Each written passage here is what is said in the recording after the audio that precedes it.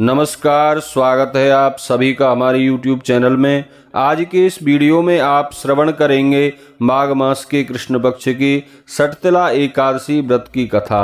सठतिला एकादशी का व्रत सभी पापों को नष्ट करके पुण्य प्रदान करने वाला है और भगवान श्री हरि नारायण की प्रसन्नता प्राप्त कराने वाला व्रत है। सठतिला एकादशी के व्रत में 6 प्रकार से तिलों का प्रयोग करना चाहिए। स्नान के जल में तिल मिलाकर स्नान करें, पीने के जल में थोड़े से तिल डालकर जलपान करें और आप फलाहार करें, उसमें भी तिलों का फलाहार लेना चाहिए।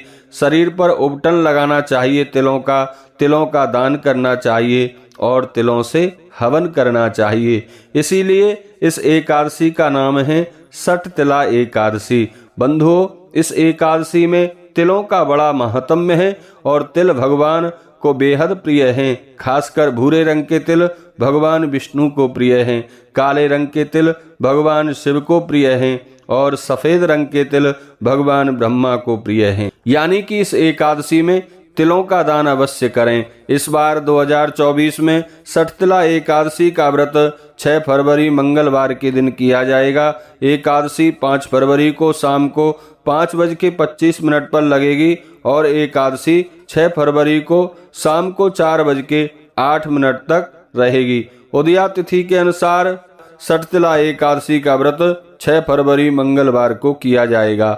इस व्रत का पारण 7 फरवरी को प्रातःकाल 7 बजे से लेकर 10 बजे के मध्य में किया जाएगा।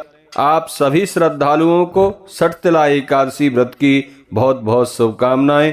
आइए श्रवण करते हैं सठतिला एकादशी व्रत की कथा। एक बार प्रेम से कहिए, बोलिए श्री कृष्णचंद्र भगवान की जय, विष्णु भगवान की जय, वृंदावन बिहारी लाल की जय, एकादशी माता की जय। बंधुओं, युधिष्ठिर ने भगवान श्री कृष्ण से प्रश्न किया, वासुदेव कृपा करके मुझे यह समझाइए कि माघ महीने के कृष्ण पक्ष की जो एकादशी होती है उसका क्या नाम है, उसके व्रत की विधि क्या है और उसे करने से क्या फल प्राप्त होता है। श्री कृष्ण भगवान ने युधिष्ठिर को बताया, पांडुपुत्र, माघ महीने के कृष्ण पक्ष की एकादशी का नाम सठतिला एकादशी है। यह सब पापों को नष्ट करने वाली है। फल के संबंध में एक पाप हारिणी कथा सुनो। यह कथा मुनि श्रेष्ठ पुलस्त ने दालव्य ऋषि को सुनाई थी। इस व्रत की विधि भी कथा में ही बतलाई गई है। दालव्य जी ने पुलस्त जी से पूछा, महाप्राज्ञ मुने, मनुष्य लोक में जन्म लेकर प्राणी प्राय पाप कर्मों में लगे रहते हैं। पाप कर्म करने से नरक के कष्ट भोगने पड़ते हैं। मैं जानना चाहता हूँ कि क्या किया जाए जिससे उन्हें यह कष्ट झेलना ना पड़े। महात्मा पुलस्त जी बोले, दालव्य जी, आपने मुझसे बहुत सुंदर बात पूछी है, क्योंकि इससे संसार के जीवों का हित होगा। यह प्रश्न बहुत ही गंभीर है। इसका समाधान इंद्र आदि देवता भी नहीं जानते, परंतु मैं उस गुप्त भेद को आपको बताता हूँ। जब माघ का महीना आए तो मनुष्य को स्नान आदि से शुद्ध रहना चाहिए, इंद्रियों पर नियंत्रण रखना चाहिए, काम, क्रोध, लोभ, मोह, ईर्षा और अवमान आदि का त्याग कर देना चाहिए।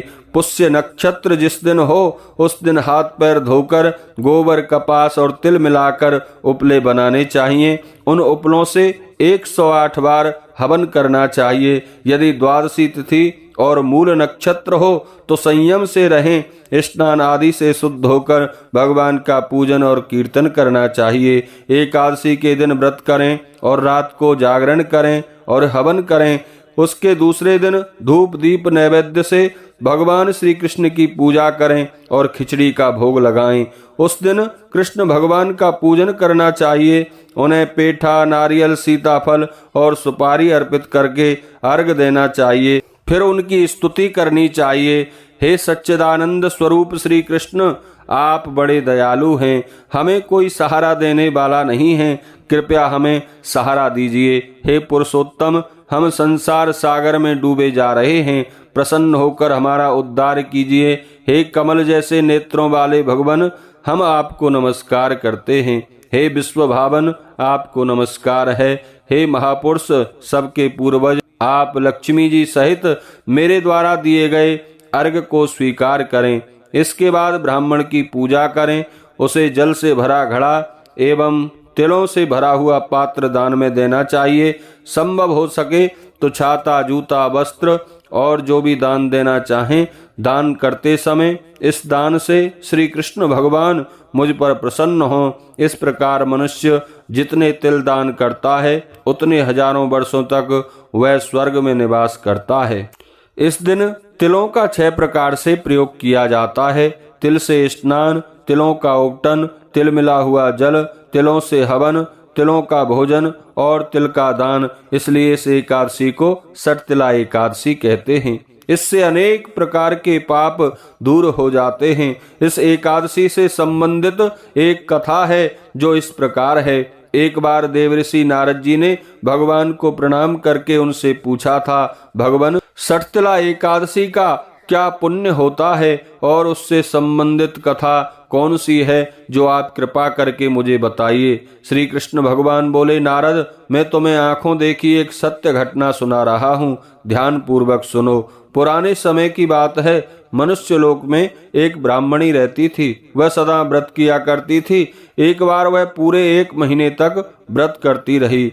उससे उसका शरीर सूखकर दुबला पतला हो गया और बहुत कमजोर भी हो गई। इतने पर भी उस ब्राह्मणी की श्रद्धा और भक्ति, देवताओं के प्रति आस्था जरा भी कम नहीं हुई, क्योंकि वह अत्यंत बुद्धिमान थी। अतः मैंने सोचा इस ब्राह्मणी ने व्रतों और पूजनों के द्वारा अपना शरीर शुद्ध कर लिया है और यह स्वर्ग लोक भी चली जाएगी, परंतु इसने कभी अन्नदान नहीं किया, इस कारण उसकी तृप्ति नहीं हो पाएगी। यह सोचकर मैं मनुष्य लोक में गया और उस ब्राह्मणी के द्वार पर पहुंच गया। मुझे देखकर वह बोली, महाराज, पधारने का कारण बतलाइए, मैं आपकी क्या सेवा करूं? मैंने कहा, मैं आपसे भिक्षा मांगने आया हूं। ब्राह्मणी ने मुझे मिट्टी का एक पिंड दे दिया। मैं उसे लेकर स्वर्ग लौट आया। कुछ समय बाद ब्राह्मणी भी अपना शरीर त्याग कर स्वर्ग में आ गई। मिट्टी के पिंड के प्रभाव से उसे वहां एक घर मिला। घर में एक आम का वृक्ष लगा हुआ था, पर इस आम के वृक्ष के सिवा उस घर में अन्य कोई वस्तु नहीं थी। ब्राह्मणी घबराकर मेरे पास आई। उसने मुझसे कहा, भगवान, मैंने अनेक प्रकार के व्रत आदि करके आपकी पूजा की है, फिर भी मेरे घर में कोई वस्तु नहीं है, ऐसा क्यों? मैंने उसे आश्वासन देते हुए कहा, तुम अपने घर जाओ। जब देवताओं की स्त्रियां तुम्हें देखने आएंगी तब तुम उनसे सटतिला एकादशी का पुण्य और उसकी विधि सुनाने की प्रार्थना करना। जब वे यह सुना दें तब ही घर का द्वार खोलना। ब्राह्मणी अपने घर लौट गई। जब देवताओं की स्त्रियां आकर द्वार खोलने के लिए कहने लगीं, तो ब्राह्मणी ने कहा, यदि आप मुझे देखने आई हैं तो मुझे पहले सटतिला एकादशी का महात्म्य सुनाइए। उन स्त्रियों में से एक ने सटतिला एकादशी का महात्म्य उस ब्राह्मणी को सुना दिया। उसने द्वार खोल दिया। देवताओं की स्त्रियों ने देखा, यह अन्य स्त्रियों से कुछ अलग तरह की लगती है। देवताओं की स्त्रियों के कहने से ब्राह्मणी ने सटतिला एकादशी का व्रत किया और उसके प्रभाव से उसका घर धन धान्य से भर गया। जो कोई सटतिला एकादशी का व्रत करता है उसके सारे पाप धुल जाते हैं। बोलिए श्री कृष्णचंद्र भगवान की जय।